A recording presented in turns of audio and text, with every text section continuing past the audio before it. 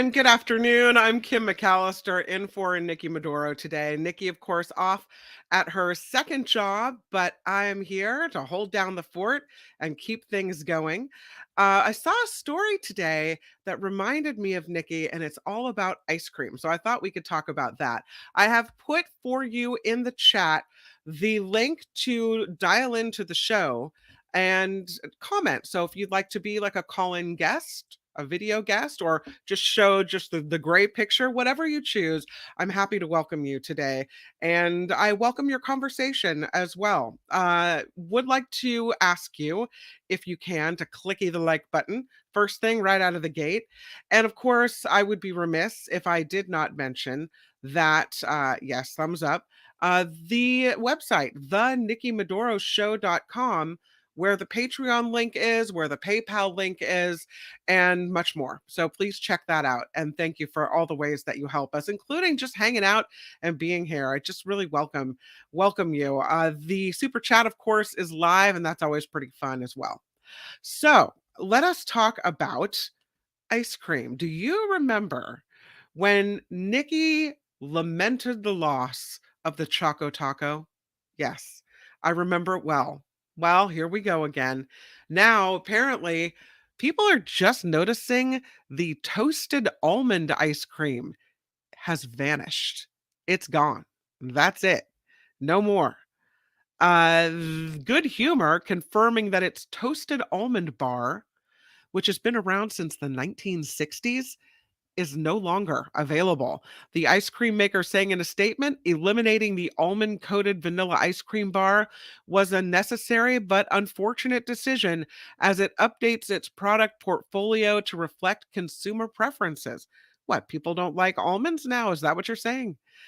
They said, "We apologize to our customers that may be disappointed by this news. And while we do not have a current plan to bring back this product, we are excited to continue offering our customers a wide variety of treats available in stores and ice cream trucks." Good Humor cut that product in 2002. But I guess now, as summer is beginning, people are just now noticing the toasted almond bar is toast. So that's it. People apparently pretty depressed about it, tweeting out to the company, "What happened to my almond bar, man?" And one person apparently tweeting, "Just found out Good Humor toasted almond bars have been discontinued and it's ruined my year. Good Humor has made the biggest mistake in history." I think they're feeling a lot of the same things they were noticing when the Choco Taco disappeared as well. I don't know. Do you care about that? Something else gone. You know, what's the center filling? I don't know. I don't think I've ever actually had one of these. So I am not sure.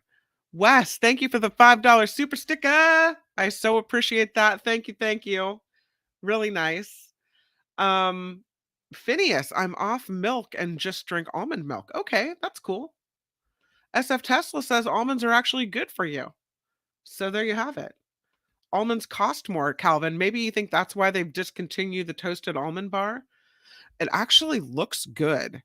I don't know what's in the center, but I don't know. The outside looks really good. Mm. Yeah, 2000. Did I say 2002? 2022 is when they discontinued it. Yeah, 2022. My bad. I'm sorry if I screwed that up.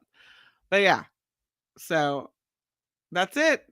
No more. No more almond bar. I don't know. Something else, and I know we talked about this on Mark's show, and maybe you want to chime in if you have any thoughts on what's going on with this submersible. This is super scary to me. I cannot, for the life of me, fathom being locked into this little capsule, thinking it's just going to be for a matter of hours, and then it's been for days. Was reading an account of Hamish Harding, one of his friends that was going to go on this excursion with him on this submersible down to the wreckage of the Titanic, and then backed out because he didn't really like what he saw as far as safety standards with this thing. Smart move, by the way. He said that Yeah, that it's really small inside. You have to take off your shoes and sit basically on the little floor, Indian style. I can't he said his friend Hamish is one of these people that is calming in an emergency situation. He's one of these people that if people start to freak out, he'll try to calm, and that he's the one that keeps a level head in all of these, situations. So I don't know, but I my heart goes out. I was reading a message from someone that called this a white person problem, that there are so many other things to be concerned about. As Mark had mentioned earlier, a ship s- submerging or capsizing or something bad happening to migrants, 300 people on the way to Greece, dead. There are other issues here in America that are affecting the lives of people. And yet, the whole nation is captivated by what is happening with this submersible. And I think I don't know, it's kind of in the same vein that people are captivated by the tragedy of the Titanic and what happened there. All these years later, it remains one of these things that, you're obsessed with. Some people are obsessed with. There are a lot of people that, they're, I don't want to say fans, Titanic fans, but they are captivated and obsessed and interested in all things Titanic. And I think that this is just another piece of history that now these Titanic researchers, tourists, could meet the same fate. I hope not. When I saw again the clanging noises every half hour heard by the plane above, I was hopeful for a moment, and then you remember how big the search area is and how little time is left, and the clock is ticking, and it may already be too late. I think they said yesterday 40 hours of oxygen left, and so Thursday was going to be the day that it was going to be too late. Some people said Friday. I don't know. I'm trying to have hope for them, and I think this it is so something that most of us would never do, would never have the money to do, and even if we did, would never climb into this little capsule, and maybe that's one of the reasons it's so fascinating. What do you think? Why are you fascinated by it? Are you? Does it the whole thing interest you in any way? Are you watching the story with rapt attention? I am. I don't know. I love I love me some Wes is what I love. So let's welcome Wes to the show. Hi, Hi, Wes. how you doing? Good. How are things in Florida? It's kind of thunderstorming right now. It's what now? Thunderstorming. Oh, okay. Yeah, I mean, it's that time of year where it starts. We have Yeah. these afternoon storms that usually go for 20, 30 minutes and then usually pass. Okay. It's nice. Wow. It cools it down a little bit. Awesome. So have you been watching this submersible story, the Ocean I Gate have, and I'm story? terrified by it. Yeah, are you? I think I wrote in the chat. I almost can have a panic attack thinking about if they did make it to the surface Yeah. and they're just not found. They're locked in this thing, and they're suffocating, or they will.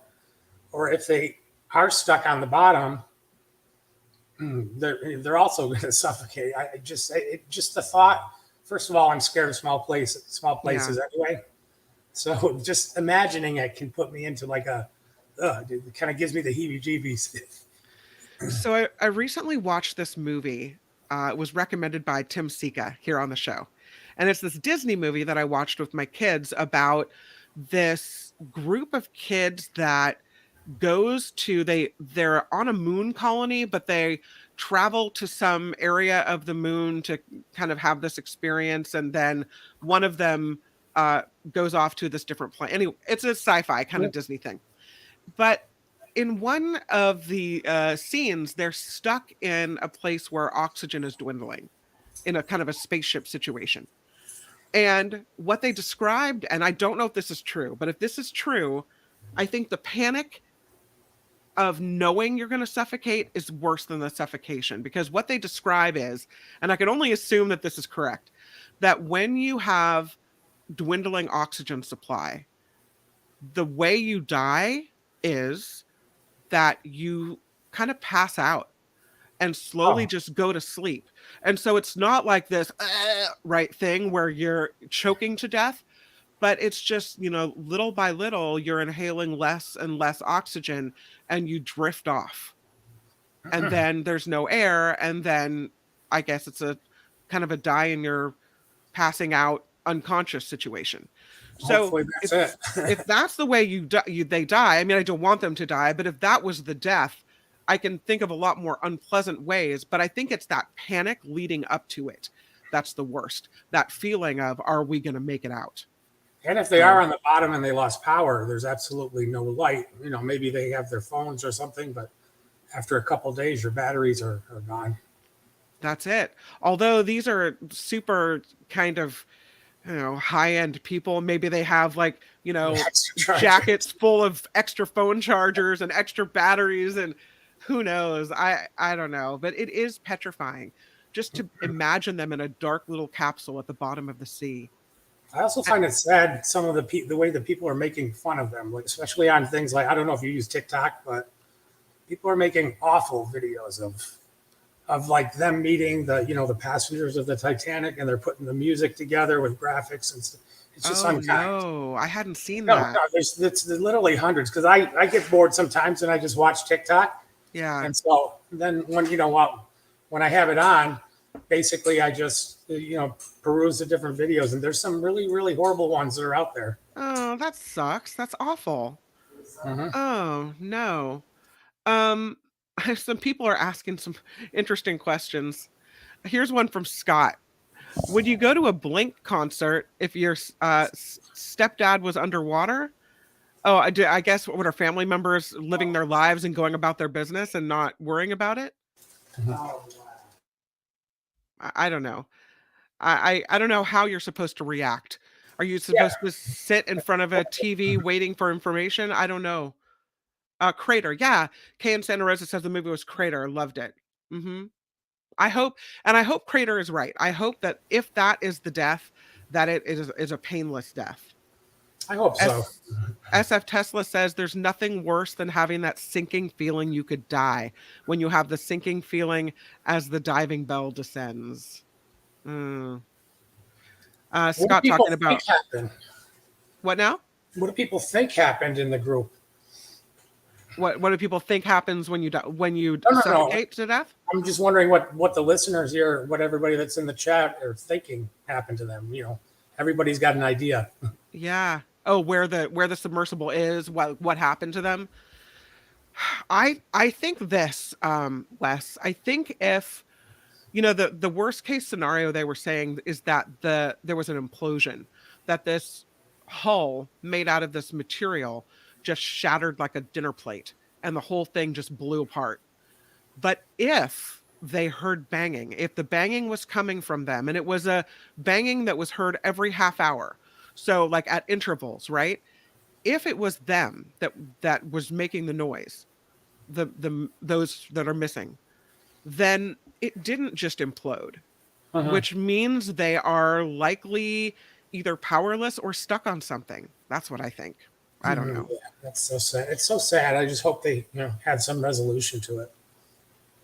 Mindy Lee said they heard pinging. I thought it was described on CNN as banging, so I don't know. John answers your question, Wes. He says structural failure is my best guess. So, yeah. I don't know if this is true. I've never actually studied how deep dolphins can swim, but someone had just mentioned it's too bad they don't have search dolphins, and Eric says dolphins can't go that deep. I don't know. I don't know how deep dolphins can swim. Anonymous says cold temperatures, high pressure messed with avionics and comms, wiring, or break in window. Rated for 1,300 meters, they went 4,000. So he thinks they went too deep, and the elements were too much for the ship or the submersible. Yeah. Karen says the banging may be the water pressure increasing. Who knows? People love this kind of death watch vigil. Is that what it is? Or is it life hanging in the balance? Is it we're wishing for a good outcome? Because you remember, Wes, that story where there were these kids from a soccer team that had waded into this tunnel in Thailand and the Yes. water rose and they couldn't get out, and like everyone was waiting to see, are these people going to live and what's going to happen? And Elon Musk was saying I can fix it, and then divers went in. There's a fly in my office. Divers went in and said, and tried to squeeze through these tight little tunnels to get in, and they saved a bunch of people. But it's that type of thing that just commands the attention of almost everyone around the world to wait and see how it plays out, how this happens. Yeah, because I think if I remember right, weren't they? They knew they were in the cave, but they couldn't communicate with them for a few days, and then they finally figured out how to communicate with them, and they got them water, I think, or something was the first thing, or an air hose or something in there. Yeah, I don't know. But it's that kind of situation where I wouldn't call it a death vigil. I would call it a maybe a hope vigil where everyone is hoping for the best and we're all just kind of wringing our hands hoping that people live. A story of survival is what we're hoping for, not a death vigil. That But would be nice. I'm wrong. Maybe it's half the people are on a death vigil and half the people are on a hope vigil, and that's the way we'll always be. The Lady Beatrice says they were touring the Titanic. Do we know if they'd made it that far or were they on their way? No, we don't know. We don't know. Well, they lost communication at like an hour, 45 minutes in, and I thought Yeah. they said it was 2.5 hours to the bottom or something like that. So I don't think they could have been there yet. But losing the communication supposedly was a normal thing, so they could have continued on. Maybe they got down there. Who knows? Jennifer is totally right because I was thinking of baby Jessica. Remember I, she fell into a well or some type of tube and the whole world was watching to see if the crews could pull her out in this very complicated rescue, and it took, I don't know how many days it took. I don't know. Kim Schaffer says, Wes, the deepest dive ever recorded for a bottlenose dolphin was 990 feet. This was accomplished by Tuffy, a dolphin trained by the Navy. On average, a dolphin can hold its breath for 5 to 7 minutes. Thanks for the search, Kim. wow, Appreciate it.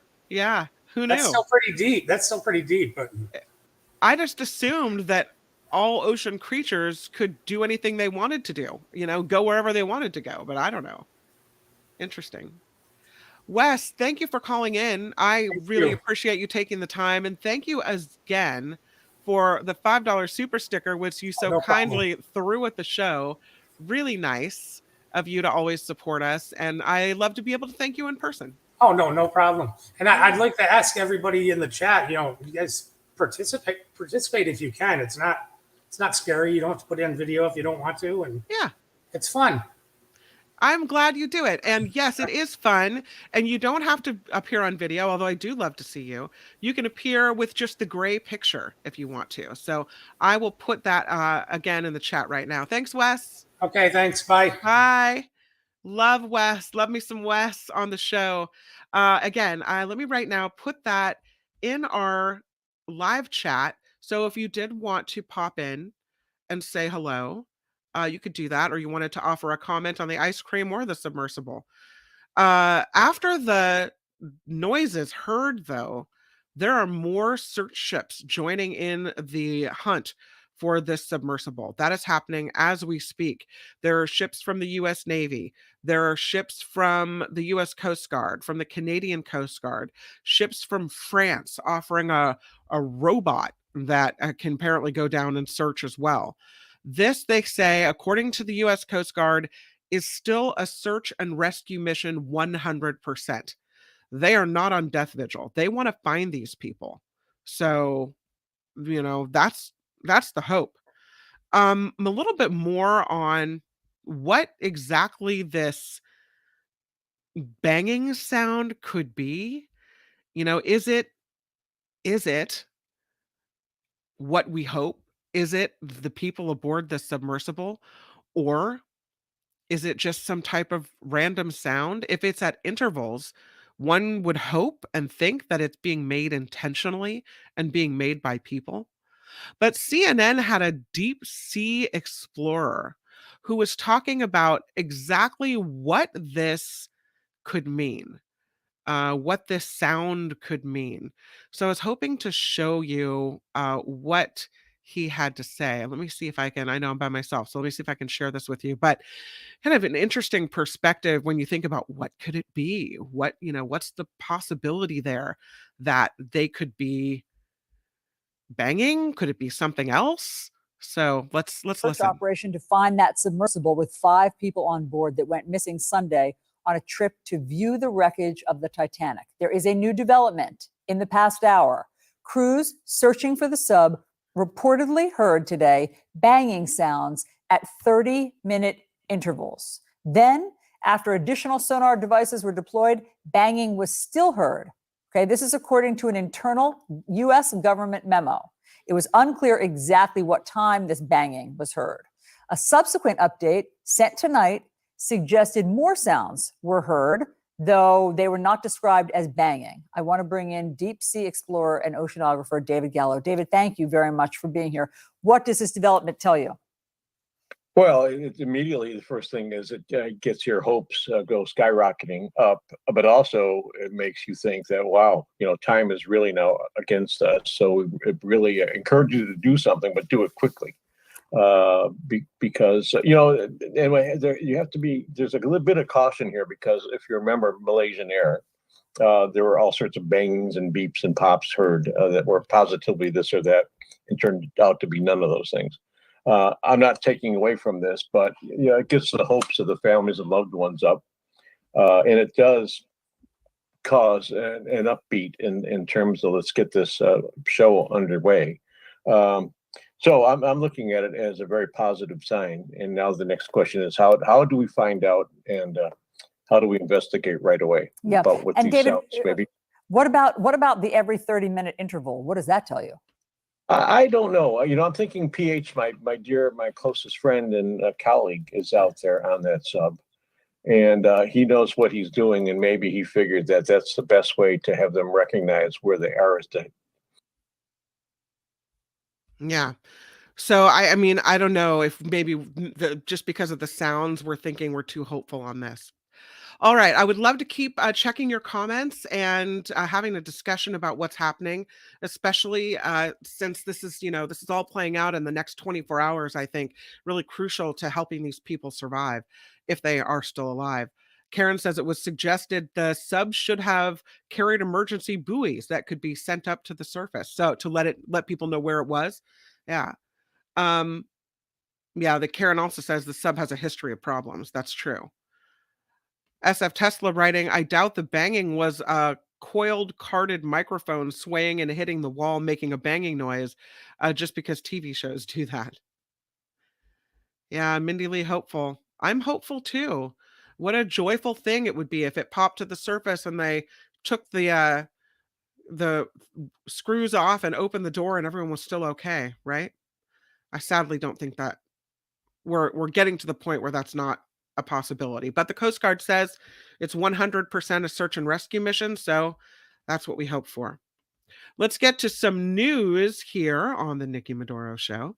And here is the news. Now, from around the world to street, the Nikki Maduro Show presents News Czar Kim McAllister. Okay, so the chair of the House Oversight Committee is among the Republicans calling Hunter Biden's plea agreement a sweetheart deal. James Comer said the president's son is getting away with a slap on the wrist. Prosecutors will reportedly recommend probation after Hunter agreed to plead guilty to tax misdemeanors. And again, we were talking about this, but it is the lead in the news. So I would be remiss in not mentioning that indeed the Coast Guard and search crews are now intensifying efforts to find this missing submersible used to explore the ruins of the Titanic. Crews have been searching for the submersible with 5 people aboard since it was reported overdue on Sunday. It is believed this vessel now has less than 24 hours of oxygen remaining. Have you seen this new ad? I should have asked Wes if he had seen it.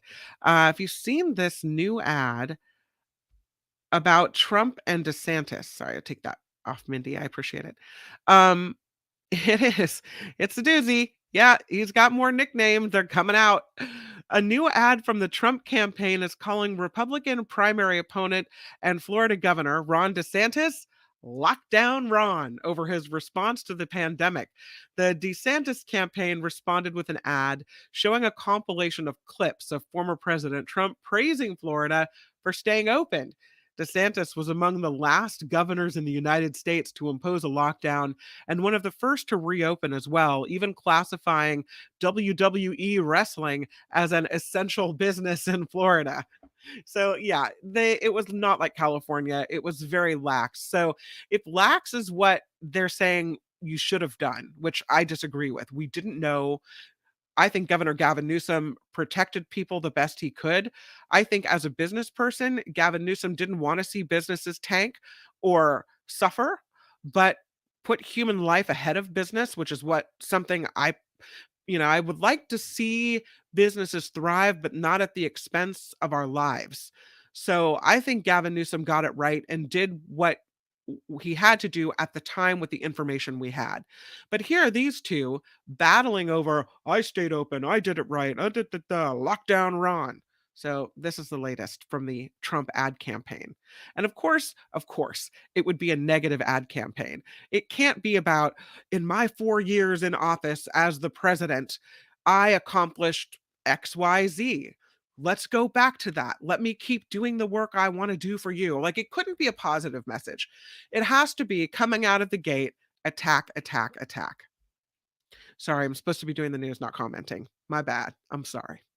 Senate Judiciary Committee Democrats plan to mark up Supreme Court ethics reform legislation in early July, despite the objections of one Republican leader. Senate Minority Leader Mitch McConnell says Congress should stay out of ethics issues relating to the Supreme Court and leave it up to Chief Justice John Roberts. Well, we've seen how well that's going, right?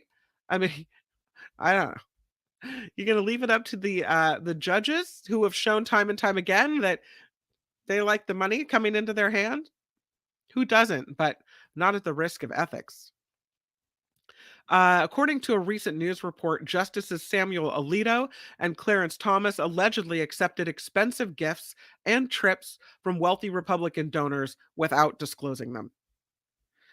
The doctor's famous words when you have a baby, it's a boy, it's a girl, should be permanent, according to a new poll. The UMass Amherst survey found 60% of respondents believe gender is determined at birth. 60% of people say this and cannot be changed by how a person identifies. About 1,000 people were questioned in this poll. Do they not know that there traditionally in many cultures around the world are more than two genders? I think Hawaii has many genders. Uh, and so around the world and in history, transgender is not a new thing. I don't know. I don't know. That's disturbing. 60% of people asked think gender is determined at birth and cannot be changed. How do you get through to people? There is little suspense by the number one pick when the NBA draft gets underway tomorrow at Barclays Center in Brooklyn. San Antonio Spurs widely expected to take French superstar prospect Victor Wembanyama. So I'm sure that will happen. We'll see how it goes. If anyone's following the NBA draft, that was a little story for you. Speaking of sports, though, there's new AI technology that will be arriving to the oldest tennis tournament in the world. Early next month, Wimbledon will use generative AI technology to provide audio commentary for match highlight videos on the website and the app. Oh no, the sports announcers are out of a job. The All England Club has already provided player stats to IBM, which developed this technology. IBM says the AI will be complementing the human element rather than replacing it. Maybe for now, but not for long. I want to ask you a question. I'm Kim McAllister. That's news on the Nikki Maduro Show. Let's talk, though, about the pennies. Did you see the oily penny story? 'Cause I wanted to talk a little bit more about this person who I guess was so angry and vindictive that they paid their employees' last paycheck at this auto shop in oily pennies. Here's a picture of all the pennies, and look at the oily hand just in touching the pennies. So gross and so mean. I mean, you can't take pennies like that to a bank. You would have to clean off every single penny. I guess what, dump them in a giant tub with de-oily stuff? I don't know, whatever. But this is really mean. This Georgia auto shop owner who paid a former employee's final paycheck in oily pennies now ordered to pay $40,000 in restitution to the employee and other workers too. A consent judgment against the owner of AOK Luxury Auto Works ordered the company in Atlanta to compensate the former employee with more than employees plural with more than $19,000 each. The judgment accusing the company for not paying overtime, threatening employees who file labor complaints sounds like a great place to work. I wanted to ask you what the worst situation you ever had with a final paycheck was. Did anyone ever try to mess with you on that final paycheck, short you, say you weren't due what you were due, pay you in, I don't know, pennies covered in red paint? I don't know, whatever it is. Has anyone ever, what was your worst story of a final paycheck? I thought we could share. I've never had anyone do anything like that. If I've quit a job or left a person's employ or a company or business's employ, it's always been everything on the up and up. You get your final paycheck like normal. I've never been shorted or had something bad like this happen. So Chris says legal tender's legal tender. Not in this case. And the judge said, no, you can't do that to people. You've got to compensate them properly. And I think this is really mean, Chris. What about all the time it then takes to go through and clean off all those pennies and cart them to the bank and everything else? No, no. A degreaser is what I was looking for, the word I was looking for. I said non-oiler. Yeah, thank you for the degreasing word, SF Tesla. Uh let's see. I'm looking for your stories, but I don't see anything. Dawn dishwashing liquid. That might work. A big bucket, slosh it around in the Dawn and the water. Maybe they could make a commercial about that, I think. That might be good. Who knows? I'm gonna scale and calculate. Yeah, I was reading earlier, someone said some of these pennies might be worth more than just 1 cent because of the copper. But who's gonna take the time? What are you gonna sit? Look at that pile of pennies. I mean, are you gonna sit there and go through each penny and look at the year? Well, this penny goes in this valuable bucket. This penny goes in the other bucket. Just give someone a paycheck. They did the work. They deserve the money. That's it. That's it. Yeah. I'd rather have a pile of green as opposed to that pile of oily stuff. Kim wants to get out there and power wash those pennies. You couldn't, though. They'd be flying all over the place. Lee says, how about tax deduction, state, fed, Social Security, and your statement? All true. I'm glad to see that you guys haven't had nightmare stories about final paychecks. Wes, I've heard of people doing this when they have to pay taxes, but ex-employees, it's just mean. Yeah, it is mean. So good. That's good. SF Tesla, they need only toss the pennies into one of those coin counting vending machines at the supermarket and convert them all to Bitcoin. I don't know. If that'd take an awfully long time, you might as well pull up a chair at the coin thing at the supermarket. You're going to be there for 5,000 years. So I don't know.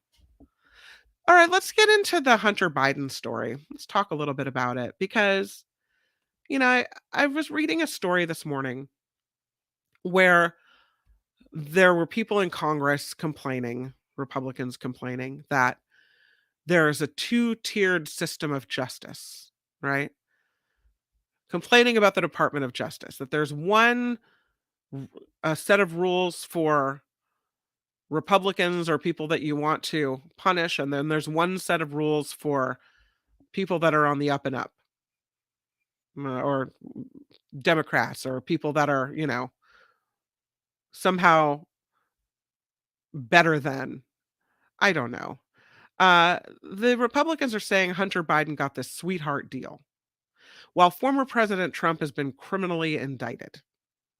Of course, U.S. Attorney General Merrick Garland pointing out No, Hunter Biden's the U.S. attorney in Delaware that was investigating the case was appointed under the Trump administration and had full authority on how to handle the case.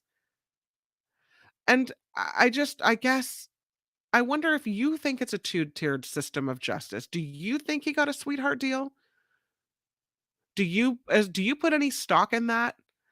That somehow because he's the president's son, that he, was allowed to plead down to a misdemeanor when he owed $1 million in taxes. I was saying earlier, and I do believe that in these types of cases with the IRS and owing the government money, that the government would always rather get the money than they would see you in jail. They want you out there working because they want their money. It's all about the government getting its what it wants from you, extracting the cash from you. It's if you're sitting in jail, you can't be working to pay the government back. So, unless it's this ongoing thing where you keep saying you'll pay them and you don't type of thing, then I think what they often do in these cases is slap on really big fines and put you on a payment plan basically for the rest of your life where you have to pay back the IRS. So, to me, having the two misdemeanors, I would assume he has to pay back with fines and fees and everything else, is not unreasonable. But I'm not a Republican looking at, oh, former President Trump is facing all the charges, the 37 count indictment, right? I think the cases are completely different, and I would not compare one to the other in this case. What do you think? Do you think the cases are even comparable at all or not? Greg says, and I said before, these politicians are no good. I don't care what his name is. You got to pay if you do the crime. Don't you think he's not paying, though? SF Tesla says a rapper got 3 years in the slammer for doing the same thing, lied on a gun application. Yeah, the allegation is that because he's a drug addict and I guess he had some stipulation that he could not have a firearm, but lied on an application to get a gun.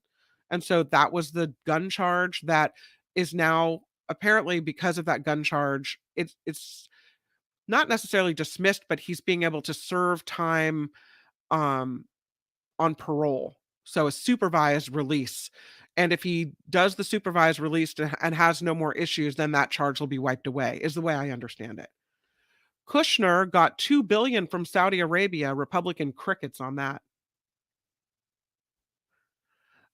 Joe Grayson saying there's only one for the rich and one for the poor. That's your two-tiered system of justice. And that I can get behind. If you have the money to have a highfalutin lawyer, the chances are good that it will go in your favor.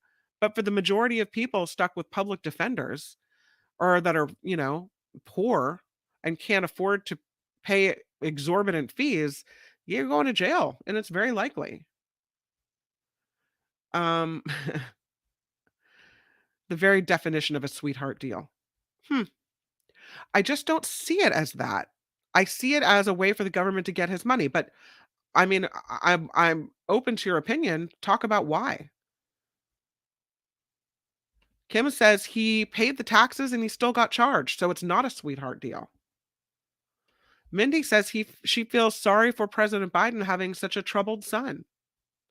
I would imagine that President Biden thinks his son is targeted specifically because he is president and that they would not have gone after his son if he were not president.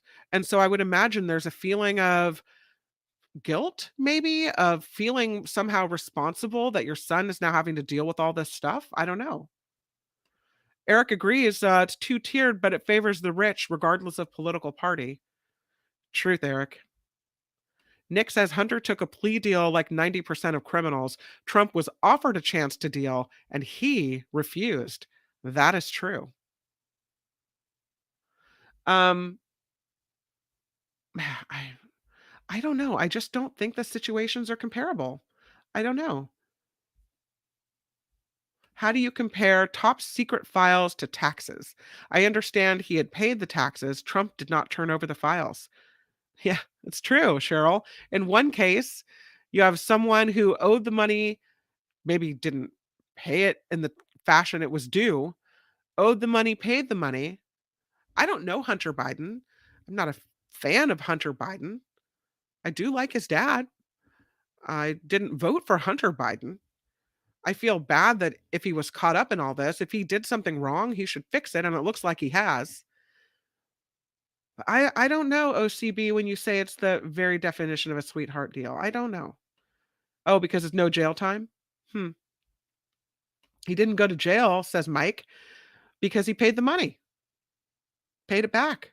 Government got what the government was due. So who's hurt in this situation? I guess that's the question. Who was hurt?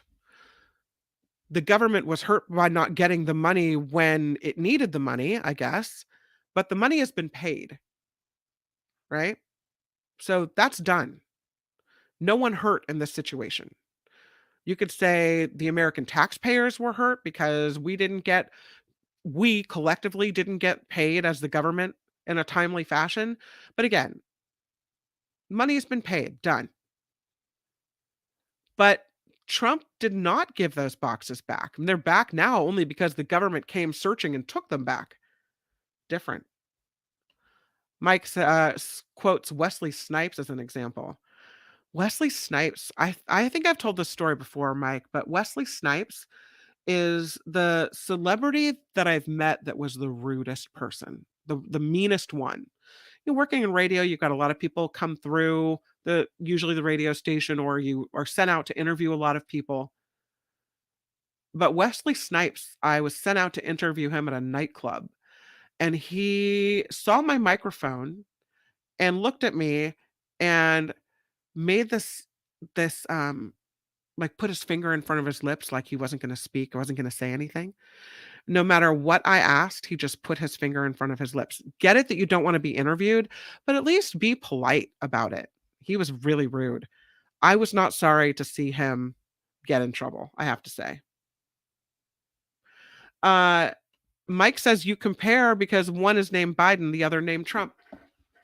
Yeah. That's why you hold the cases up to each other. But when you look at the cases, there's nothing about them that even has anything relating to each other. Sooner or later, the gov is going to get you. A twist. Trump wanted to keep his tax returns top secret from public view, yet he clung to top secret documents like they're library books. Mike says the Republicans were hurt. Ron writing, the difference is one we elected, one we did not. If he's guilty, put him in jail. I want to research Kushner because he was in the administration. His father was also a crook. Yeah. He didn't go to jail because the feds offered it. Wes talking about the laptop. Are these charges because of what was on his laptop? I don't think there's a connection, but I don't know. Yes, agree, Greg Dalton. So Hunter Biden, I think we're going to hear a lot about him and his name in the upcoming election. And he's going to be finger pointing that see it's not fair. See, they're using the government to get at people. I don't know. And what do you think of this ad? This whole lockdown Ron thing?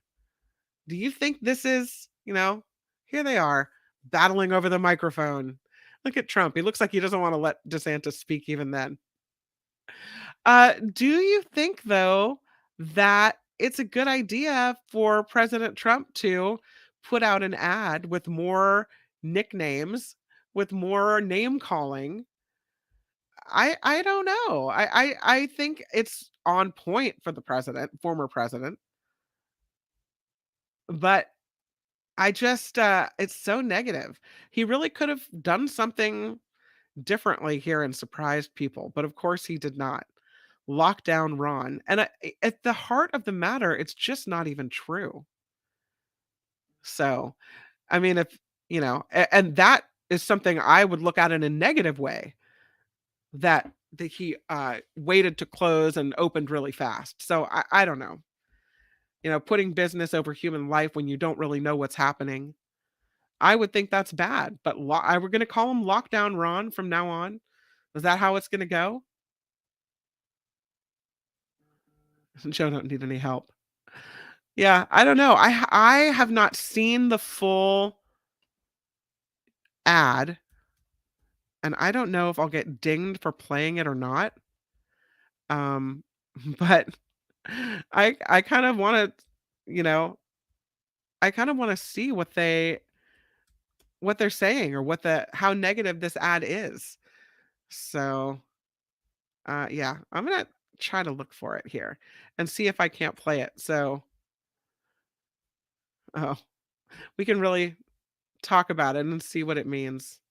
Hopefully, there's not an ad in front of the ad. Let me see if I can do that. I think these ads, as we go along with Trump, are going to get more and more vicious, of course. But here is what it looks like. Watch, there's probably an ad before the ad. And we have to wait. Question for you. Just how far are the radical left and inside the Beltway bandits willing to go to stop him?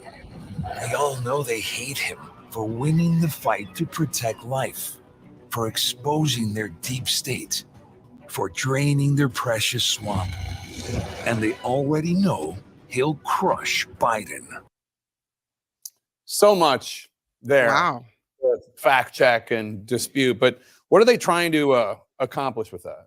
Well, in this ad, it's the first time we actually see them using these images of Jack Smith, who is the special counsel. And it really seems to serve as a preemptive strike. And So I have to say that's a different ad than I expected.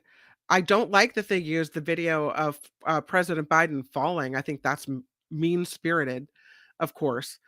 It wasn't the Lockdown Ron video, though, and that's what I was hoping to see, is the lockdown Ron.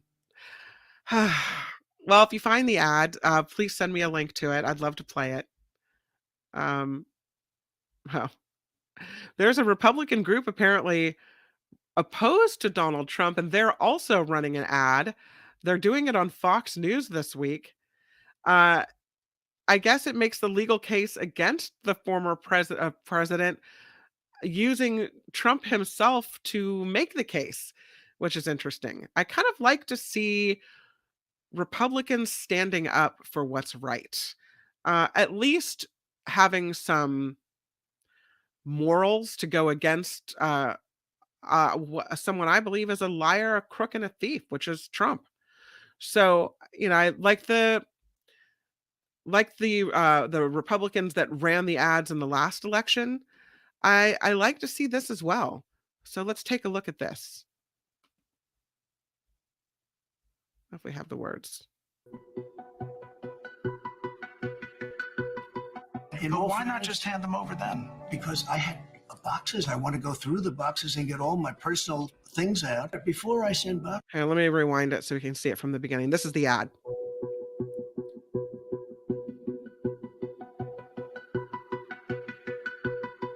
Why not just hand them over then? Because I had boxes. I want to go through the boxes and get all my personal things out before I send boxes over. I have to take all of my things out. These boxes were interspersed with all sorts of things, golf shirts, clothing, pants, shoes. There were many things. During the interview, says the ad, with the right-wing network, Trump also defended keeping top-secret documents. To have those boxes. This is purely a Presidential Records Act. This is not a criminal thing. Britt Hume, Fox News analyst, had a damning takeaway from Trump's interview, says the His answers on the matters of the law seemed to me to verge on incoherent. It was not altogether clear what he was saying, but he seemed to believe that the documents were his, that he had declassified them, evidence to the contrary, and therefore he could do whatever he wanted with them, which I don't think it's going to hold up in court.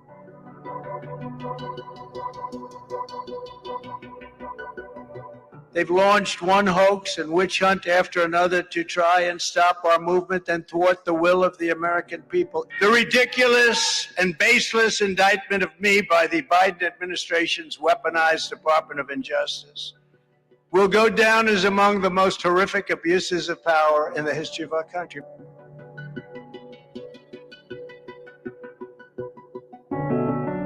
He can classify and he can control access. He has the sole authority.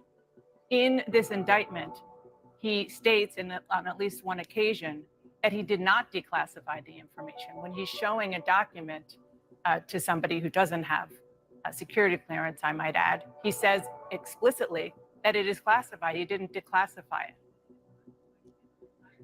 Dana, he has said time and time again he's declassified all this material. Do you have evidence that the president, when he was president, now former president, actually declassified these documents before he took them? I go on the president's word, and he said he did. Yeah, whataboutism? Here it comes. We live in an America where if you're the Democratic candidate for president, Hillary Clinton, Secretary of State, you can set up a private server in your basement to conduct government business. And when an investigation is had about your activity, no, let me finish. But you didn't answer the question. Most Republicans believe we live in a country where Hillary Clinton did very similar things and nothing happened to her. President Trump will have his day in court, but espionage charges are absolutely ridiculous.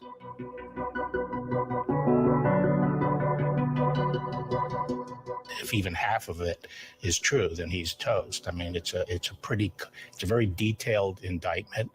And it's very, very damning. And this idea of presenting Trump as a victim here, or a victim of a witch hunt, is ridiculous. Yeah, that went on a little too long for me. Oh, I've frozen in the worst of ways, yet again. But I just feel like, I don't know, the cases aren't comparable. And the whole whataboutism with the Hillary Clinton thing, I get tired of it. I really do get tired of it. Wes writing, I find it unbelievable that he can lie and people believe with no question. That's exactly what happened with Hitler's rise. Yeah. It's pretty scary. Eric says, until Trump, it was considered gauche to call it lying. Square says, figuratively, Trump falls down endless stairs. Mindy is questioning Jim Jordan. Yeah, you wonder what did he do? What are the pictures of that are so bad that Trump has? Because he must be guilty of something. Do not trust him. There's a reason Jordan comes out for Trump again and again. I wonder what it is as well. Karen says, another big lie, personal things, sure, blackmail, gossip material. The GOP mean-spirited at best. I don't know. I don't think they're comparable. And it is nice to see a Republican group coming out and at least trying to fight for their party and fight against what's happening. Yeah. Let's talk about this breaking news story that came out.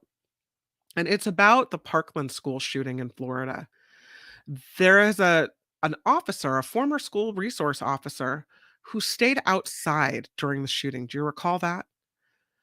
The trial has been ongoing for this former school resource officer.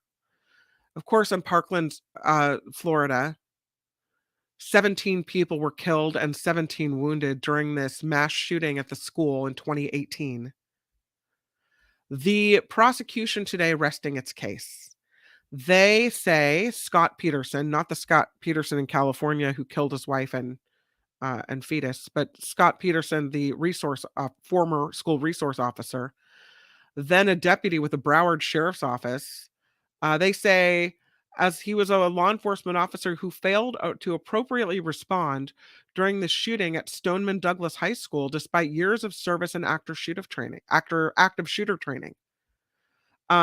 Instead, they said Peterson took cover outside the scene for more than 45 minutes. You're supposed to go toward the shots to find out, investigate what's going on, said the Broward Sheriff's Office detective John Curcio, who was the final witness for the state. He was the lead investigator in the case against the shooter. He said the goal is stop the shooter from killing people. That does not mean killing him, it means slowing him down, it means distracting him, it means anything so that these kids can find safety. Scott Peterson, the former school resources officer, has pleaded not guilty to 11 counts, 7 felony child neglect, 3 culpable negligence, which the prosecutor said stem from each of the victims shot on the 3rd floor of the school's 3-story building. Students, teachers, all affected in this shooting. He also faces, Peterson, 1 count of perjury for telling investigators, allegedly, that he heard only 2 or 3 gunshots after arriving at the scene, while other witnesses said they heard more. So they think he had to have been lying. But he says, Peterson, he did nothing wrong. He didn't go into the building, he says, because he couldn't tell where the gunshots were coming from due to echoes and reverberation on campus. So he says, they say the sole person responsible for the deaths and the injuries that day was the shooter, who was sentenced to life in prison without parole last year. We saw that, though. We saw it at Parkland. We saw it in Uvalde, where the people that are tasked with protecting us, protecting our kids, didn't do the job, failed. When it came to doing the most important thing, they failed. And I think it's important to hold people accountable. If we are paying them as taxpayers to do this job, then, and they didn't do it, and in so not doing it caused more people to be hurt that they could have protected, then I think, yeah, they need to face charges. I just put the link in again if you want to comment on anything that we were talking about today. But I guess I agree that the person responsible is the shooter. But I also think that if you hire someone to protect you, they should try to protect you. And I've never been in a position where something is happening and I have to run toward danger or gunshots or fire or whatever, the danger may be. And they say you don't know how you would react in that situation until it happens to you. And so I can't sit here and say I would be the one running in. I would hope that and think that if I heard gunfire at a school, I would be running in. As a non-armed civilian, I think I would be running in trying to save children. That's what I'd like to think of myself. But of course, we never really know until the S hits the fan, right? In this case, you've got an officer who was with the Broward County Sheriff's Department, a school resources officer who has to pass tests, they have to do a gun test at the rifle range or whatever it is. Sorry, I know I said that wrong, but they have to go make sure they're up to date, that they can hit targets. They have to go through training. They have to put themselves in all these situations where they test themselves so that when these moments happen, they can respond appropriately. And I'm sad. I understand the need to preserve your own life, to protect yourself in these moments. But it makes me angry and sad that these children were not put first. Wes says, goes to show you, if the people with guns can't do it, that we need laws regarding guns themselves. Serbia, says Wes, just passed some extreme gun laws that would work here too. Yeah. Chris talking today about a brush fire. Yeah, we've had a couple. One in the South Bay in recent days, one in the Napa area. So it's definitely fire season time. Yeah. Hopefully whatever brush fire you're talking about is put out quickly. I don't think so, OCB. I mean, obviously, let's go back to Wes's argument. If people with guns can't protect us, which is the whole thing, right?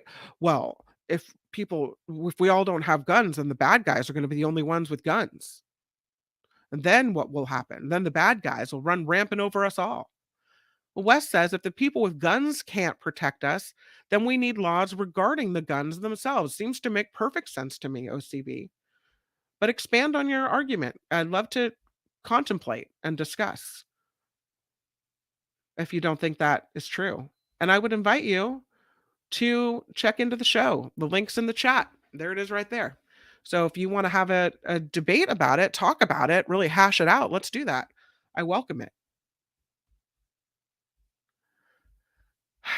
But at the end, all I can think about is the 17 people who died and the 17 people who walk away with, or maybe are carried away with injuries and still likely have their lives consumed by that moment. Yeah, I don't know. It's a sad situation all around. I don't know what else we can say about that. So 1 year now we have since the end of Roe v. Wade. 1 year. And what has happened in that year? We've seen states like Texas come out with these laws. We've seen states outlaw abortion until, at the very beginning when you don't even know you're pregnant. We've seen some pretty scary stuff come out of these states that really clamps down on a woman's ability to choose her own future. 1 year. What they are doing, Senate Democrats, to mark 1 year, is bringing this legislation on reproductive health and access to a vote. They're not expected to pass, but Democrats say they're trying to force Republicans to show where they stand on abortion. I mean, I guess it's good to have it as a matter of record, but it seems like you're spinning your wheels if you know they're not going to pass. So the bills would guarantee women can travel freely across state lines for abortion, would increase data privacy for health and location data, and would also protect doctors who continue to provide reproductive care, including abortions. So if you had federal laws that stated such, then states like Texas wouldn't be able to get away with being such complete a-holes. Sorry, Tony from San Antonio. I don't mean you, my friend. But I love the bills. I wish they would pass. I guess it's a good way to take action to remember this 1 year since we lost our rights, basically, since they took our rights away. What do you think we should do on the 1 year since? You have any thoughts about that?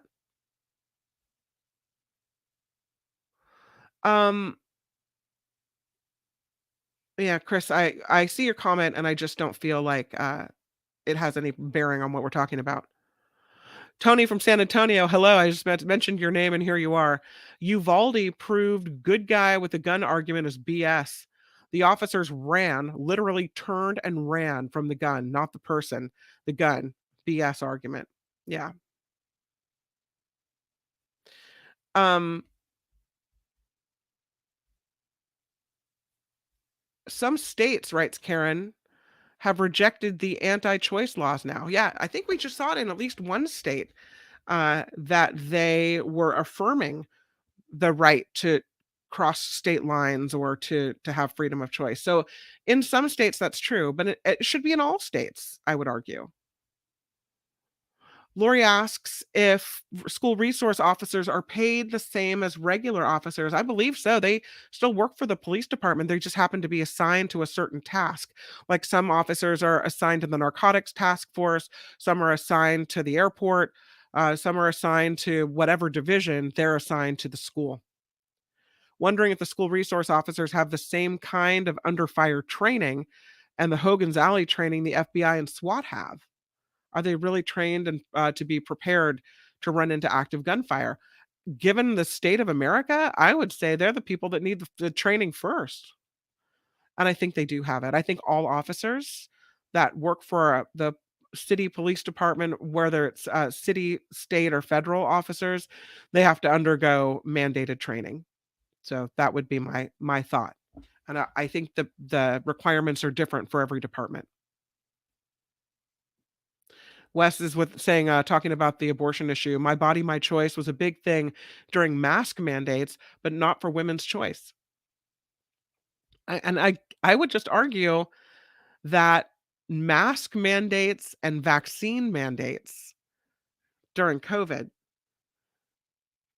are completely different than something that's going on in a woman's body that doesn't affect anyone else. So, if you are in the middle of a pandemic, which can kill people, and we don't really know enough about it yet to know the danger and the severity, and data still being collected and whatever at that time, right? And you refuse to wear a mask or have a vaccine, which could then endanger other people, that's completely different than a woman who's pregnant and wants to have an abortion, which doesn't affect you one way or the other. What she does with her body won't make you get COVID or put you at risk or affect your life one way or the other. So keep your eye on your own paper. That to me is the complete difference is, you're talking about being able to choose what you do with your body. Well, if unless your choice affects me, then I agree. If your choice does not affect me, like what you choose to do with your pregnancy, then do what you got to do. But if you're going to put my health at risk, then I have a problem. What I meant to say is people protested masks because it's their body. Yeah, I agree. That was their argument. What I'm saying is that was a bogus argument because they're putting my health at risk.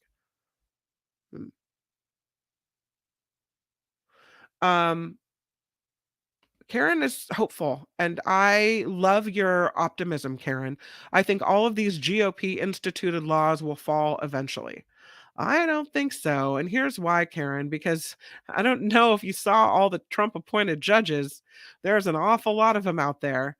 And I think they're going to be the laws will be upheld. Mindy says healthcare is so personal, it should not be political. Has always been, though, because for some reason, religion has been politicized. People bring their thoughts about religion into politics and try to affect everyone else with what we all should believe. Yeah. So I just, yeah, I think I like the bringing of the bills to the floor for a vote. I don't think we're going to see much from them, but I think taking some type of action is likely better than, I don't know, a march in the street.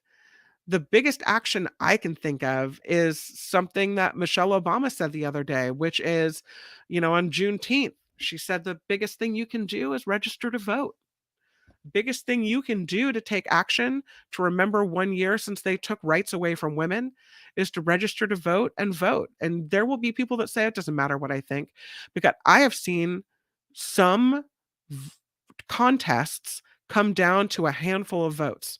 I think it does matter.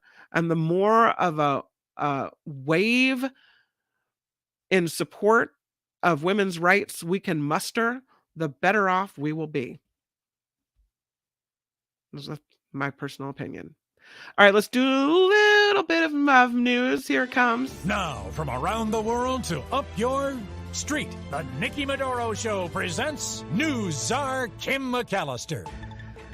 The latest on the submersible, the search efforts for the missing vessel used to explore the Titanic are now intensifying as time is running out. The U.S. Coast Guard says 10 search assets will be on the scene about 900 miles from Cape Cod by Thursday morning. So it takes a while to get everybody out there to do the search, and time is of the essence. Underwater noises were heard. The Coast Guard says searches have not yielded any results thus far. Well, the White House says President Biden will not lecture the Prime Minister of India on human rights. Biden will welcome Prime Minister Narendra Modi to the White House today for 2 days of talks.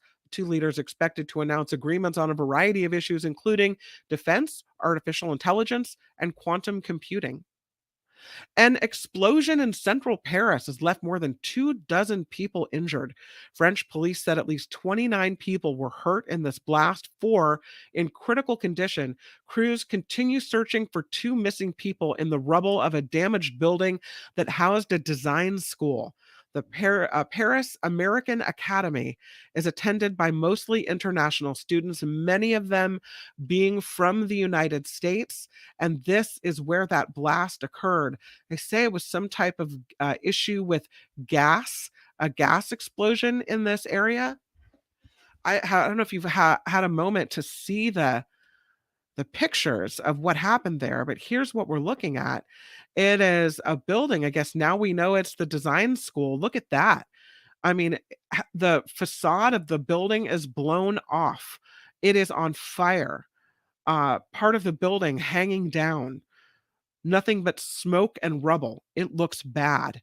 And again, now we know that 29 people were hurt, 4 in critical condition. Again, 2 missing in the rubble at the Paris American Academy. So a lot of international students, a lot of American students here. It's a story I'll be following. A Senate committee is inviting the head of LIV Golf and the PGA Tour to testify about their merger. I want to know a little bit more about all the money changing hands, I guess. Connecticut Democrat Richard Blumenthal and Wisconsin Republican Ron Johnson are asking them to appear July 11th. Lawmakers want to press them on the Saudi Arabian Public Investment Fund's investment in U.S. golf and the risks that may be associated with that. Let's talk about education in America. Here it is, Lori. This one's for you. Math and reading test scores of 13-year-olds in the United States hit the lowest level in decades. That's because Lori's not in the classroom teaching. We got to get her back in there. New test scores released by the National Center for Education Statistics show math scores haven't been this low since 1990, and reading scores haven't been this low since 2004. Again, these are the tests for 13-year-olds in the United States at the lowest level in decades. The NAEP, the National Center for Educational Statistics, says the results show there was no expected post-pandemic learning recovery. So I don't know if they're blaming it on the pandemic that we went down and stayed down. It's not my experience with 13-year-olds, of which I have one, that the test scores are so low. I mean, could my 13-year-old be doing better? Yes, but I don't think that if I hold her up as an example, that we're in trouble as far as with our youth and what they're learning. But you can talk about what do we need to do? What did the pandemic do to our kids as far as their education, and how do we come back from that? I don't know how we come back from that. And maybe it takes longer than the 2 years in which they were in distance learning. A California judge is ordering bail for Louisiana rapper Boosie Badass. Boosie was arrested in San Diego last month for allegedly being a felon in possession of a gun. His attorney, Megan Blanco, says Boosie is prepared to plead guilty and expected to receive probation. Oh, look at that. Probation for a gun charge. Maybe there isn't 2 justice systems in America. The state is dismissing its case following a court appearance last week. Boosie posted his $50,000 bail and was released. He'll have to follow a number of conditions, including no travel outside the United States. There will be no international concerts for you, Boosie Badass. And Boosie will have to appear in federal court next week for another hearing on that case. Just make sure everything's going okay. There is a story out of the NFL. It is a new age of legal sports betting that we are seeing in the United States, and it has the NFL reinforcing its gambling policies to their players across the league. So one of the key changes will be all rookies will now be required to attend these mandatory, these mandatory sessions where they have to undergo training. mandatory education sessions. League officials are also set to make the rounds to different team facilities to emphasize and clarify what activities are prohibited. The NFL's gambling policy includes 6 key rules highlighted by not betting on any NFL games, not sharing any team inside information, not participating in any daily fantasy games either. 5 NFL players were suspended due to gambling this offseason. So it's important that they go out there and tell them what the rules are for their own good, too, because, you saw what happened to other players. I mean, Pete Rose will have a kind of a stench attached to him forever. And so, they don't want that asterisk always by their name. Or maybe they do. Domino's will soon be able to deliver your pizza without an address. How is that possible? The pizza chain is launching anywhere delivery on its app, which will allow you to order food by dropping a pin. The company said in a release it'll be great to use the summer when people head to beaches and parks where providing an exact address could be pretty difficult.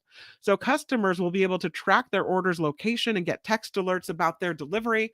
And all you have to do is drop a pin. You get pizza delivered to the beach, pizza delivered to the park. Doesn't matter. Wherever you are, they'll find you. I'm Kim McAllister on The Nikki Maduro Show. I need exit music as well. I'm missing that. That's one of the things that I'm missing in this case. All right. So let's talk about some of the things we've been discussing, and I'm going to go back and look at the chat and see what you have to think about, or see what you're saying. Lori, about the school issue, they're putting kids on computers too much with adaptive programs. Teachers are not helping to do engaging things or teachers are not helped to do engaging things like project-based learning, which is cross-curricular, very hard to be innovative. She says kids do much better in math and get a deeper understanding of basics when it's used in applications. Make a real bookcase by first making a scale model prototype. Create a garden to yield a certain amount. Lori, I wish I could hire you to run a school, my friend. Ron is not familiar with Boozy's work. I must admit, Ron, neither am I. But I like his name. Boozy Badass with a couple of Z's. Yeah. I do too, Harry. I do too. James says we need to go to year-round school for K through 12. Other countries, though, have less school and less school days, and more success. I think Finland is one of those. They say it's not the amount, it's the attitude, the willingness to learn, and the ways in which kids are taught. So I don't know if we need year-round. And there have been studies that show that kids do better when they're able to give their brains a break. Now, in year-round school, you have more frequent breaks, not a long summer break, but you get the same amount of days off. Perhaps there is the thing called brain drain, James, where if you give a kid a long break like a summer break, they get out of practice of doing math and out of practice of reading. So then when they go back to school, they kind of start at a deficit. So maybe you're right. I don't know. I have something to consider. Although I do like the summer vacation. Nick writing, the GOP made it harder to repeal such laws right before passing their changes. You're talking about abortion laws and such. Yeah. Yes, Karen, it will have to be an overwhelming effort. Are you talking about Boebert, who won re-election by 547 votes? Every vote counts. That's true. 547. I mean, that was doable with a big mounting of a get out the vote campaign. They could have taken her seat away, and it was well deserved. Speaking of Boebert, did you hear the story about? I heard the story about. She was trying to bring this impeachment case against President Biden, and the Speaker of the House came out and said, no, we're not doing that. And I'm going to vote against that. And that is not what's happening here. I just think it's interesting that she's so out there and so wackadoo that even her own party has to come up and say, okay, you're really out on a limb here. You're really, you're really going kind of crazy. Um, yeah, it's interesting. Did you guys want to talk about the story at all? That the survey with a UMass Amherst survey, about 60% of respondents believing gender is determined at birth and can't be changed by how a person identifies. They asked 1,000 people, and 60% said you're either born a boy or a girl. That's it, no different. No room for discussion. That's it. Interesting that so many people think that. I tend to think things are a little more fluid than that. I tend to think that people care a little bit too much about someone else's gender or how they identify. Again, keep your eyes on your own paper. Why do you care if the guy down the street used to be a lady or whatever, or doesn't want to be a lady or a man, is binary, non-binary, whatever? Why do you care? I don't care. Do what you got to do and make yourself happy. It's something my daughter once said on the John Rothman program on KGO when a older man called, and he was so angry and bitter, and John and Julia were talking about trans issues, and the caller was saying, I'll never call them, whatever they want to be called. I'll call them what they are. My daughter said, why would you do that? Why wouldn't you want to make people happy? Why would you want to be mean to people? If it doesn't cost you anything to call someone what they want to be called, then why wouldn't you take the moment to make someone happy? And that's the question. Why would you not want to make someone's life better by calling them what they want to be called? It's really that simple. It's not complicated. Respondent bias. The people that answered are more likely to have landlines and have nothing better to do than answer polls. It's true. Whenever I see a poll come through, I always say, nope, no, thank you. That's an idea, Ron. I need Boozy to do my transition music. I do need that. I need end music. John says it's the society we live in. Why reality shows are so popular. People want to see each other's personal lives and then judge them. What is it? But aren't these the people that are all Bible thumpy? Is it, tell me if I'm getting it wrong. Is it judge lest ye be judged, or don't judge lest ye be judged? Right? I mean, unless you're perfect, don't pop out and start judging everybody else. I guess we can all have ideas and opinions, but when it comes to a personal thing like being trans, deciding what to do with one's own body, don't judge people. Let people make their own choices. John also saying people are seemingly being programmed to want to tell other people how to live their lives. Wes writing, if you want to talk medically, there is a case where people born with are born with both sex organs. What then? That's true. They didn't ask that question in the survey. They should have. John correcting me. Judge not. Yes, if I can say it right. Judge not lest ye be judged. Yes, I'm a radio professional. Yes, John, that's exactly it. Thank you for correcting me. I knew I was getting it wrong. I'm not Bible-y, so thank you. Judge not lest ye be judged. Nick says poll participation is how surveys get better results. If you ever complain about, oh, those polls are so inaccurate, then refuse to partake, you're contributing to the problem. It's true. You're right, Nick. You're right. Ron says, I struggle with forming a sentence. I normally would use singular with plural. Hurts my head. I think they need to make up a word so we don't go against learned grammar. Hermaphrodite, born with both sex organs. Maybe got to add the H to LGBTQ. Used to be that if that happened, and if you were born with both, they would make your parents pick. And hopefully they picked correctly. And then they would take your little tiny baby into surgery, and whatever you chose was what they were. I tend to think that maybe, unless there's a health issue where there's a problem with excretion or something, that maybe leaving it alone until the kid can tell you who they are is a better idea. Yeah, Lori says it's called intersex. John says, I asked that very question of a Bible thumper, and they said hermaphrodites don't matter because there aren't that many of them.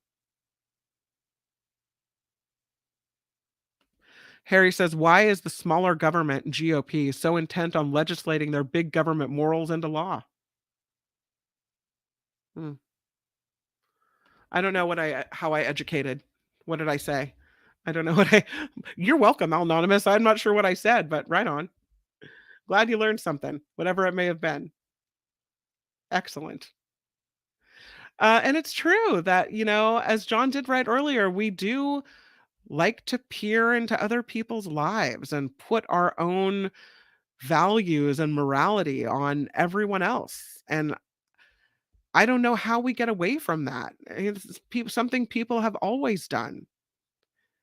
But until recently, I feel like laws haven't gone that way. That maybe it was people were judgy and whatever. I'm guilty of it too. But that, it wasn't legislated that, you could only be a boy or a girl, or that you couldn't have a choice in my lifetime anyway. So something else going on this afternoon, and it's a unfortunate turn of events, but the House is readying to vote to censure California's Congressman Adam Schiff, who's running for Senate, for his role in the investigation of alleged collusion between the Trump campaign and Russia.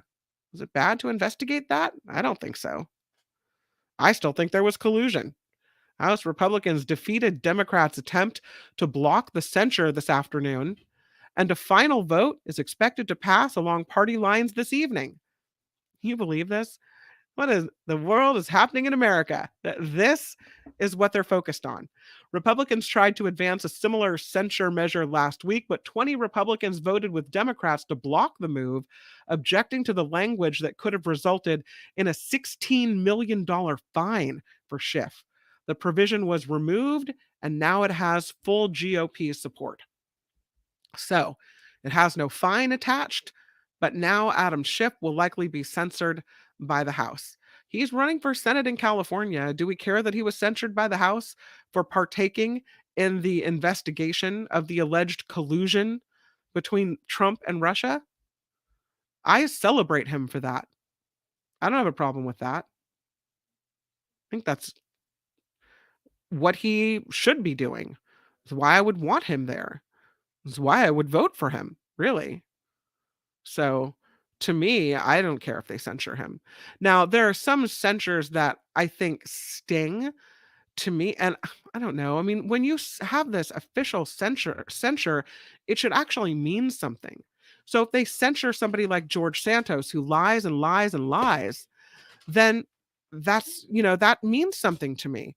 Then you turn around and you use the censure on someone like Adam Schiff, and that takes away the meaning of what censures are supposed to do. It just seems to me like a giant waste of time. John says the censure means absolutely nothing. All Republicans, says Mindy, do is cause problems for the Democrats and try to make them look bad. Yeah. Wes writing, I never hear anything from the government other than more restrictions on freedoms and infighting between the parties. Yeah. Conservatives want big government below the waist, writing John. It's frustrating. I feel bad for Adam Schiff that blot is on his record, and he'll forever have to explain why he has that censure on his record and how he's proud to have that censure on his record, because what it actually means. Here's something Democrats are doing, though, that's kind of fighting back in a way. Democrats in Congress reintroducing the Equality Act, they say, to protect LGBTQ people from discrimination. So the legislation comes as several states in the last year have passed bills that Democrats say target the LGBTQ community, like the parental rights bill in Florida. A lot of people call it the Don't Say Gay law. The Equality Act would expand federal civil rights to stop the discrimination based on sexual orientation and gender identity in the areas including employment, housing, education, federal funding, and more. Democrats in Congress. So you know that bill's not going to pass, right? It should. If we were doing it right, if we were protecting all of our citizens equally, giving everyone rights and being kind to people, we would, but we're not going to. Eric says, yeah. Oh, I was censured for being a Democrat. Pretty much. Not just for being a Democrat, for being a Democrat who fought for America. Because if indeed there was any type of relationship between Trump and Russia, figuring it out quickly would have been nice. And you saw Trump time and time again come out on the side of Putin, where you're scratching your head thinking, does he not understand that he's American and that he should be speaking on behalf of America with what's important to us and not speaking on behalf of Russia? And there were times where Trump said stuff where I thought, wow, they must really have some tapes. They must really be pressuring him or somehow blackmailing him. There were times I really thought that. So I welcomed that whole investigation. Karen says at least Democrats stand for compassionate, ethical things. Democratic Party isn't perfect, has its problems, but I would agree. Democrats fall on the side of kindness. Wes says, I'm not well read on the Don't Say Gay bill, but maybe someone is. Can a female teacher say, my husband? And could a male teacher say, my husband? Just curious. I don't think so, Wes. I think it's okay for a female teacher to say my husband or a male teacher to say my wife, but it is not okay to refer to anything related to same sex, marriage, relationships, everything else. I think that's a no-no. And then the kid goes home and tells mommy, Mr. Johnson says he has a husband. And then mommy goes to the principal and then the school board. And all of a sudden, Mr. Johnson's in trouble. That's what they're doing to people. They don't want any mention, any inkling. It's not just a lesson. It's a mention. Can't show a movie. We saw that, right? Can't show a movie that has a same-sex relationship in it. Throw our hands up in the air. More worried about that than you are about what we were talking about earlier, the reading and math scores of our middle schoolers. You're more worried about that somebody could say someone's gay than you're worried about education. That should be the focus. All this other stuff, what a bunch of riffraff, non-important crap. Yeah, Eric says they want to erase any mention of gays, trans, or drag. They want it all out of the classroom. It's dumb.